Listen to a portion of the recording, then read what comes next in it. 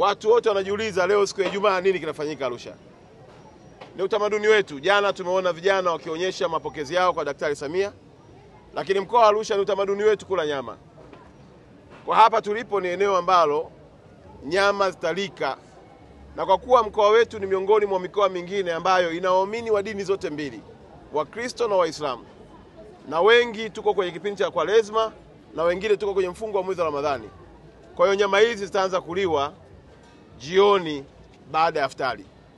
Na nyama haitauzwa hata pingili moja.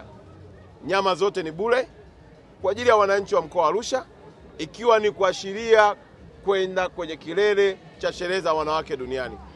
Nyama hizi zote nasema ni bure kwa wewe mwananchi unayekuja kula. Lakini Daktari Samia ndio aliyezigharamikia kuhakikisha kwamba zinawafikia wananchi wa mkoa wa Arusha, wanaendeleza utamaduni wao wa kufurahi na kula kwa pamoja.